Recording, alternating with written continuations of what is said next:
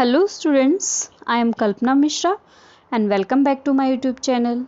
Students आज हम करने जा रहे हैं class 6 science chapter number 8 body movement का पार्ट 2। इसके पहले पार्ट 1 में मैंने आपको ये सारा जो है समझा दिया था कि हमारी बॉडी में कौन कौन से जॉइंट्स हैं और हम कैसे पहचानेंगे हमारी बॉडी में कहाँ पर कौन सा जॉइंट है। ठीक है, ये सारा मैंने आपको बॉल एंड सॉकेट जॉइंट और हिंज जॉइंट ये सारा कुछ बता दिया था। अब हमारा है स्टार्ट करना है हमने इस वीडियो में। अगर प्रीवियस वीडियो आपने नहीं देखी हो तो प्लीज़ चैनल के प्लेलिस्ट पर जाके वहाँ पे क्लास 6 साइंस निकाल लेना। आपको उसमें एनसीईआरटी सॉल्यूशन, एमसीक्यू सारे कुछ चैप्टर वाइज सारे मिल जाएंगे। ठीक है, तो चलिए स्टार्ट करते हैं। आज का टॉपिक हम फिक्स्ड जॉइंट। और फिक्स्ड जॉइंट क्या होता है? Some joint between in our head are different from those we have the discuss so far. कुछ जॉइंट्स हमारी बॉडी में जो होते हैं उनमें क्या होते हैं ऐसे, मतलब जैसे कि हमारा हेड हो गया, उसमें कि डिफरेंट टाइप की बोन्स होती है। कैसे होती है? The bones can not move, हमारी वो बोन्स क्या है, मूव नहीं कर पाती। Such joint are called fixed joint. मतलब जो बोन्स हमारी मूव नहीं कर पाती है ऐसे जॉइंट को बोलते हैं फिक्स्ड जॉइंट। ठीक है, तो when your upper your wide you can move your lower jaw away from your head is not it. देखो बच्चे, जो आपका माउथ है, माउथ में आप क्या करोगे, आप माउथ में आप देखोगे कि जो ऊपर का आपका अपर जा है उसको आप जो है नहीं ऊपर ले जा सकते हो। आप ट्राई करके देखो, मैं बोलती हूँ ना, साथ के साथ आप अपने साथ प्रैक्टिस किया करो। ठीक है, लेकिन आप जब बोलते हो या कुछ भी मूवमेंट करना चाहते हो, सिर्फ आपका जो लोअर जा है वही मूवमेंट कर पाता है और अपर जा अपनी जगह से हिलता नहीं है, और वो क्या होता है, स्केलेटन के साथ जुड़ा हुआ रहता है। तो वो जॉइंट जो होता है क्या कहलाता है? फिक्स जॉइंट, जो कि अपने रेस्ट में रहता है और अपनी जगह से ना हिले। ये हमारे हेड के साथ जुड़ा हुआ है अपर जा, और वो अपनी जगह से बिल्कुल भी नहीं हिलता है। तो ऐसे जॉइंट को क्या बोलते हैं? ऐसे जॉइंट को फिक्स जॉइंट कहते हैं। ठीक है, we discussed only some of the joint that cannot parts of our body, what gives the different part of the body their different shape। और हम पहले डिस्कस कर चुके हैं कि जॉइंट्स होते हैं, सॉरी कैन नॉट कनेक्टेड, हमारे बॉडी पार्ट में जो होते हैं कनेक्टेड होते हैं और क्या कुछ अलग अलग शेप्स के होते हैं। If you wanted to make a doll, अगर आप एक डॉल बनाना चाहते हैं तो what will you make first? सबसे पहले आप क्या करेंगे? Perhaps a framework to give the doll shape before the making its outer structure। तो सबसे पहले आप क्या करोगे? उस डॉल को बनाने के लिए उसका फ्रेमवर्क करोगे, उसका बाहर का क्या करोगे? स्ट्रक्चर बनाओगे। ठीक है, तो all the bones in our body also form a framework. जो हमारी बॉडी की बोन्स हैं एक तरीके से वही हमारी बॉडी का क्या होती है? फ्रेम होती है, जिनकी वजह से, इस फ्रेमवर्क की वजह से हमारी बॉडी को क्या मिलता है? शेप मिलता है। ठीक है, यहाँ पर देखो कुछ टॉपिक दिया हुआ है, इसको आपने अच्छे से पढ़ना है। इसमें से आपके क्वेश्चन एग्जाम में आ जाते हैं कि the human skeleton is composed of around 305 bones at birth. जब ह्यूमन स्केलेटन होता है ना, जब ह्यूमन बेबी होता है उस टाइम उसके लगभग 305 बोन्स होती है। ठीक है, और उसके बाद क्या होता है? The number of the bones in the skeleton change with age. जैसे जैसे एज जाता होती जाती है, नंबर ऑफ स्केलेटन में जो स्केलेटन में जो नंबर ऑफ बोन्स है वो चेंज होते जाते हैं। इट डिक्रीजेस, वो क्या हो जाते हैं? कम हो जाते हैं। कितने? 206 बोन्स हो जाते हैं जब वो एडल्ट होते हैं। ठीक है, तो इस तरीके से वो आपस में क्या हो जाते हैं? बोन्स आपस में फ्यूज हो जाते हैं, आपस में जुड़ जाते हैं, फ्यूज हो जाते हैं, और वो क्या हो जाती है? कम हो जाती है। ठीक है, अभी हमने बात की थी फ्रेमवर्क, तो वो फ्रेमवर्क ही क्या कहलाता है? स्केलेटन। ठीक है, तो यहाँ पर आप देख पा रहे हो ना, यहाँ पर ये पिक्चर देख पा रहे हो, ये क्या है? स्केलेटन। ये पूरा ये हमारी बॉडी का स्केलेटन है। ये हमारे जो बोन्स से स्ट्रक्चर दिया हुआ है, इसी स्ट्रक्चर को क्या करती है? हमारे जो मसल्स हैं, हमारे उसके बाद जो स्किन्स है, वो सारे इसको क्या करती हैं? ढांकती हैं, अंदर करती हैं। ठीक है, तो ये फ्रेमवर्क को ऊपर से कवर करती है और हमारी बॉडी का क्या करती है? शेप देती है। क्या? स्केलेटन हमारी बॉडी को शेप देता है। हमारी बॉडी नहीं, हर एक जीव जंतु का जो स्केलेटन होता है उसकी बॉडी का फ्रेमवर्क होता है। ठीक है, how do you now that this is the shape of the human skeleton. How do we know the shape of the different bone in our body? We can have some idea about the shape and number of bones in the some part of our body by feeling, and then one way we could know this shape better would be the look at X-ray imaging of the। देखो बच्चे, आपने ये जो skeleton अगर देखा नहीं हो ना, तो आपकी फैमिली में या किसी को भी कभी भी कोई प्रॉब्लम हुई हो, या आस पड़ोस में किसी को भी, तो उसने अपनी पूरी बॉडी का अगर एक्सरे करवाया हो ना, तो उस एक्सरे में भी आप इस स्केलेटन को जो है देख सकते हो। इसमें सारी बोन्स की कैसे हमारी बॉडी में किस शेप में बोन्स है, हमारी लेग की बोन्स कैसी हैं, हमारे आर्म्स की बोन्स कैसी है, हमारे स्केलेटन में हमारा जो हेड पार्ट है, जो हमारा स्कल है जिसको खोपड़ी कहते हैं, ठीक है, ये सारे किस शेप में है आप देख के समझ सकते हो। ठीक है, तो डिड यू और एनी इन योर फैमिली, जो कि मैंने अभी बताया है कि आप अपनी फैमिली में जैसे कि अगर पूरी बॉडी का एक्सरे कराए तो ठीक है, या फिर आपके किसी फैमिली में या आसपास में किसी को कोई एक्सीडेंटली कोई प्रॉब्लम हुई हो और वो डॉक्टर के पास गया हो, उसको कोई इंजरी आ गई हो, कोई चोट आ गई हो, तो उसके लिए उसने अपनी बोन्स का एक्सरे करवाया हो, तो उसमें भी आप उस बॉडी के शेप को एक्सरे में देख सकते हो। ठीक है, जैसे कि अभी स्केलेटन देखा था, मान लो किसी का जो है फोर लिम्स का एक्सरे करवाया, तो आप देखोगे कि फोर लिम्स किस तरीके से दिखाई देगा। ये जो बना हुआ है ना इस तरीके से, ये हमारे हाथों का ये फ्रेमवर्क है। अगर आप किस एक्सरे देखोगे, अगर किसी ने बाई चांस एक्सरे करवाया है तो उस एक्सरे लेके आप जरूर देखना, तो इस तरीके का उसका जो है फोर लिम्स जो है दिखाई देगा, आगे का हाथ। Similar feel the bones of your ankle and knee joint and compare this with x ray image. जब आप एक्सरे के इमेज देखोगे ना, तो अगर आपने पैरों के और हाथ में जो बोन्स आपस में मिली हुई हैं, वहाँ पे जो जॉइंट्स है उसको अगर आप कंपेयर करोगे तब भी आपको पता लगेगा। देखो एक्सरे में ये आपका एंकल है, ठीक है, एंकल के किस तरीके से ये देखो स्ट्रक्चर है एंकल का, ठीक है, और यहाँ पर अगर आप देखोगे कि आपका जो ये यहाँ पर हाथ की बोन्स है वो किस तरीके से जॉइंट है, ठीक है, तो ये डिफरेंस आप कैसे अगर किसी का एक्सरे देखोगे तो उसमें पता कर पाओगे। अब जो आपका ये बोन्स हैं, अब देखो आप यहाँ पर अगर ये फिंगर्स अपनी देख रहे हो, हाथ जो आपकी आर्म होती है, आर्म के बाद पाम होता है, ठीक है, हथेली जिसको कहते हैं, हथेली के फिंगर्स को अगर आप देखोगे तो बहुत सारी छोटी छोटी ढेर सारी बोन्स से मिलकर बनी हुई हैं। ठीक है, इज योर wrist फ्लिक्सेबल, आपकी जो wrist है मीन्स जो कलाई है वो क्या होती है, आप करो आगे पीछे गोल गोल दाएं बाएं हर जगह हो जाती है, फ्लेक्सिबल होती है। ठीक है, क्यों? क्योंकि वो बहुत सारी छोटी छोटी बोन्स से मिलकर बनी है, जिनको क्या बोलते हैं, कार्पेल्स बोलते हैं। ठीक है, तो इस तरीके से ये आपके जो हैं हैंड की बोन है।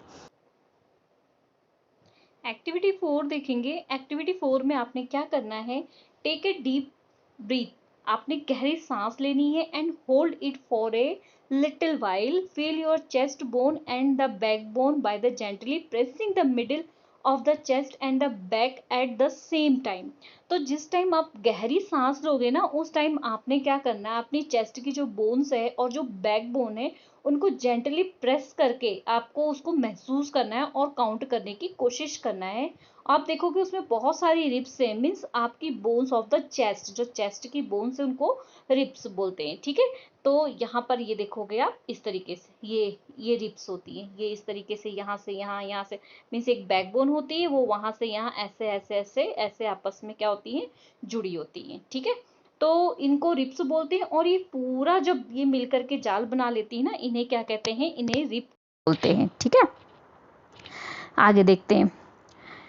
अब ऑब्जर्व करोगे फिगर 8.10 को carefully and compare with what you feel of the chest bone. We see that the rib are the curiously band. तो आपने क्या फील किया जब आपने चेस्ट को फुलाया होगा, ऐसे करके आप मुझे देख तो पा नहीं रहे होगे, लेकिन आप अपने सांस को जब पूरा अंदर की तरफ लो और चेस्ट को अपने क्या करोगे, फुलाओगे, तो ये सारे रिब को आप काउंट कर सकोगे, आप इसको फील कर सकोगे अपनी चेस्ट बोन को। ठीक है, तो आप ये देखोगे कि they join the chest bone and the back bone bone together the frame box.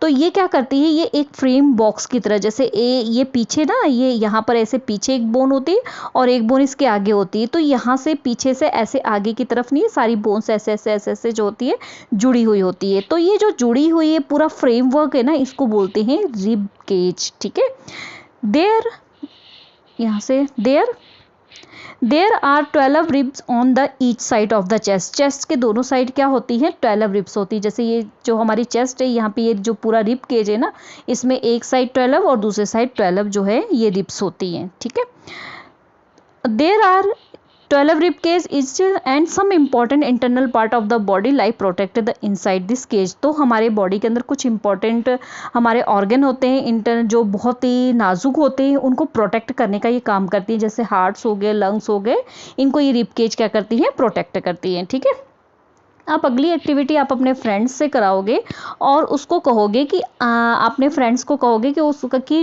टॉ जो है बिना बेंड किए, वो अपने नी को बिना बेंड किए क्या करेगा, टच करेगा। ठीक है, तो स्टार्ट करना है उसने ऊपर से अपने नेक से और मूव योर फिंगर। अब उसको क्या करोगे आप, जब आपका फ्रेंड जो है, फॉर एग्जांपल ये आपका फ्रेंड है, ठीक है, ये आपका फ्रेंड है, इसको जब आपने कहा कि बिना अपने नी को मोड़े हुए उसके टो को क्या करना है, टच करेगा, तब उस टाइम आपने क्या करना है, अपनी फिंगर से उसको क्या करना है, उसके नेक से नीचे की तरफ, अपने जो है पीछे की साइड नीचे की तरफ आप डाउनवर्ड अपने फिंगर फ्रेंड को पीछे से टच करके आप देखोगे, जहाँ पर उसे मतलब जहाँ पर रिब केज थी उसके पीछे बैक साइड से। ठीक है, तो वो क्या होती है, बैकबोन। आप ये देख रहे हो, ये बैकबोन, देखो इसको मैं आपको यहाँ दिखाती हूँ। ये जो रिब केज होती है ना, ये रिब केज, ठीक है, तो ये रिब केज जो पीछे जुड़ी हुई होती है ना, तो ये इस तरीके से ऐसे बैकबोन होती है, इसके साथ जुड़ी होती है। तो जब आप उसके पीछे से हाथ को टच करोगे ना, आपको एक पीछे से इस तरीके से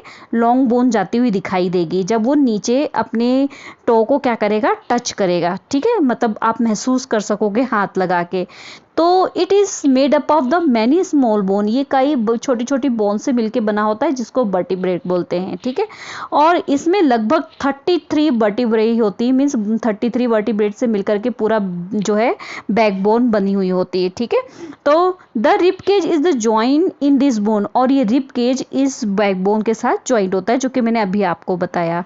if backbone was made up of only one long bone while your friend be able to bend, तो आप देखोगे कि बैकबोन जिसके पास होगी और लंबी बैकबोन होगी, वही एबल होगा अपने पैर के अंगूठे को छूने में। ठीक है, जिसकी बैकबोन छोटी होगी ना, वो उसको टच नहीं कर पाएगा।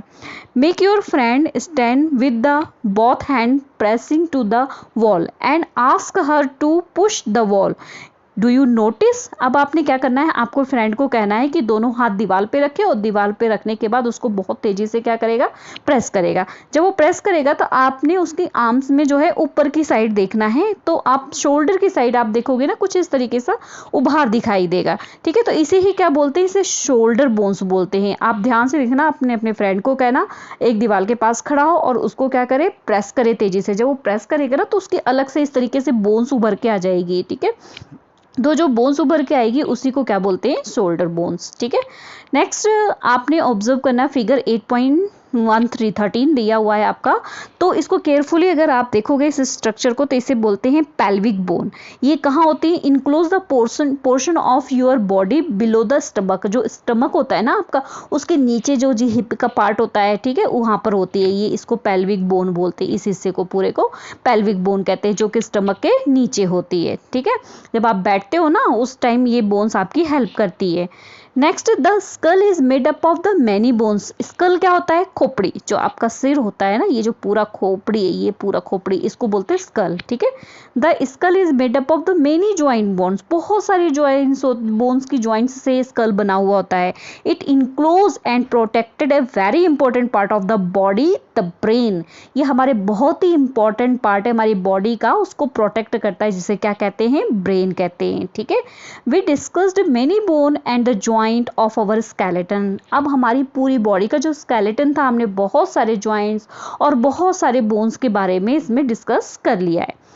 तो हमारी बॉडी में इसके अलावा कुछ सम एडिशनल पार्ट्स होते हैं स्केलेटन में, और वो क्या होते हैं, बहुत ज़्यादा हार्ड नहीं होते हैं बोन्स की तरह, वो थोड़े से क्या होते हैं, बैंड हो जाते हैं, उन्हें क्या बोलते हैं, कार्टिलेज। ठीक है, होते एक तरीके से वो बोन्स के जैसे ही, थोड़ा सा हार्ड पार्ट होते हैं, लेकिन वो बोन्स की तरह बहुत ज़्यादा हार्ड नहीं होते, हम उनको थोड़ा सा बैंड कर सकते हैं, उन्हें बोलते हैं कार्टिलेज। ठीक है, जिसके लिए यहाँ पर जैसे आपको दिया है कि फील योर ईयर, आप अपने ईयर को फील करोगे, feel your year, do you find any hard bone, आप अपने ईयर को जब फील करोगे तो वहाँ पे क्या आपको कोई हार्ड बोन दिखाई देती है, they do not seem to be any bone here, is not it, do you notice anything different between the earlobe and the portion of the above, it your press them between your finger। जब देखो यहाँ पे picture से आप समझो, picture में क्या दिया है, जो आपका ये ईयर है, ठीक है, ईयर में आपने अपर पार्ट को, इस वाले पार्ट को आप अपने फिंगर से, मैं बता रही हूँ ना, आप साथ के साथ करके देखो, आप उसको टच करके देखो, उसके बाद जो आपका लोब, ये नीचे का हिस्सा है, इसको टच करके देखो, ईयर लोब को, तो आपको कुछ महसूस हो रहा है, आप क्या फील करोगे, आप ये फील करोगे कि जो ऊपर का हिस्सा है ना, उसमें थोड़ा सा हार्डनेस महसूस हो रही है, और जो नीचे का हिस्सा है ये तो बहुत सॉफ्ट है, ये तो बहुत मतलब सॉफ्ट फील हो रहा है। तो जो ये आपका ऊपर वाला हिस्सा था, जो सॉफ्ट बोन थी, जो कि बैंड हो रही है, ठीक है, उसको हम आगे पीछे बैंड कर सक रहे हैं, पर थोड़ा थोड़ा सा हार्डनेस सा कुछ महसूस हो रहा है, तो इसे ही कार्टिलेज बोलते हैं। तो यहाँ पर क्या होता है, कार्टिलेज पाया जाता है। ठीक है, We have seen that our skeleton is made up of many bones। हमने क्या देखा कि हमारा जो स्केलेटन है बहुत सारी बोन से मिलकर बना है, बहुत सारे जॉइंट से मिलकर बना है, कार्टिलेज से मिलकर बना है, जिसके कारण हम मूव कर सकते हैं। ठीक है, तो इसके कुछ आप फिगर्स अपने नोटबुक में स्केलेटन की जो है बना सकते हो। वी हैव लर्न, और हमने साथ में क्या सीखा है, हमारी बॉडी में जो जॉइंट्स होते हैं वो हेल्प करते हैं हमें हमारी बॉडी के मूवमेंट में। ठीक है, तो इसके लिए आपने क्या करना है, आपने यहाँ पे फिगर से इसको समझो, आप तो ज़्यादा अच्छे से समझ आएगा। यहाँ ये फिगर है, इस फिगर में क्या है, आप देख रहे हो इस तरीके से आपकी जो ये आर्म है, ठीक है, ये और ये, अब जब आप इसको जैसे ये मुट्ठी बांध के, इसको मुट्ठी बांध के और आगे की तरफ अगर करोगे ना, तो आपकी यहाँ पर कुछ फूला फूला सा नजर आता है। अब इसे क्या बोलते हैं, इसे मसल्स कहते हैं। जब आप इस तरीके से करोगे तो यहाँ पे कुछ स्वेल सा पार्ट दिखा देगा, फूला हुआ सा पार्ट दिखाई देगा अपर आर्म में, यहाँ पर ऊपर अपर आर्म में क्या होगा, फूला हुआ पार्ट दिखाई देगा, उसे क्या बोलते हैं, मसल्स बोलते हैं। ठीक है, तो यहाँ पर दिस इज मसल्स, ये मसल्स है। The muscles due to the contraction, contraction means सिकुड़ना। ठीक है, it become smaller in length, length में कम हो जाती है और सिकुड़ जाती है। Now bring your arm back to the normal position, अगर आप नॉर्मल पोजीशन में लेके जाओगे, what happen to the muscle, it is the still contract, you can observe similar contraction of the muscle your leg when you walk और run. और इसी तरीके से आप अगर दौड़ोगे चलोगे तब भी आप कॉन्ट्रैक्शन इस तरीके से आप महसूस करोगे। तो मसल्स कैसे वर्क करती है, मसल्स जो है कैसे वर्क करती है, पेयर में वर्क करती है, मसल वर्क इन पेयर।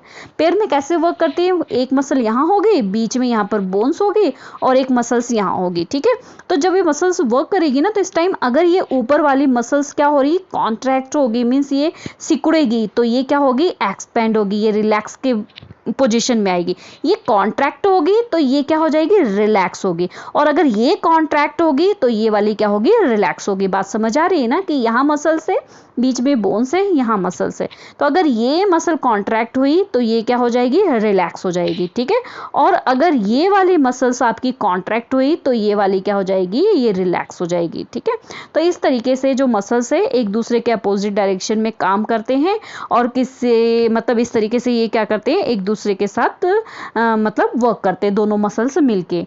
तो it can not push, the two muscles have work, कभी भी दोनों मसल्स एक दूसरे को पुश नहीं करती हैं। ठीक है, अब our muscles and bones always require for the movement, muscles हमेशा क्या करती है, मूवमेंट मतलब रिक्वायर करती है। क्या रिक्वायर करती है, तो बिल्कुल जब हमारी मसल्स मूवमेंट करेंगी ना, तो जब हमारी मसल्स वर्क करेंगी तो मूवमेंट होगी, और ऐसे ही सभी एनिमल में मूवमेंट होती है। हमने कुछ और एनिमल के बारे में आप जानते हो, जैसे कि अर्थवर्म होता है, स्नेल होता है, इनकी क्या होती है, मसल्स ही होती है ना, बोन्स तो होती नहीं इनके अंदर। तो ये मसल्स को देखा होगा आपने, कैसे आगे को जाते हैं, फिर अपनी बॉडी को खींचते हैं पीछे से, फिर आगे को जाते हैं, तो इस तरीके से क्या करते हैं, मूवमेंट करते हैं। ठीक है, तो स्टूडेंट्स अब आगे का पार्ट हम नेक्स्ट वीडियो में देखते हैं कि अर्थ कैसे मूवमेंट करता है, ठीक है। और नेक्स्ट वीडियो में हम इस क्लिप को कोशिश करेंगे इस चैप्टर को कंप्लीट करने की, ठीक है।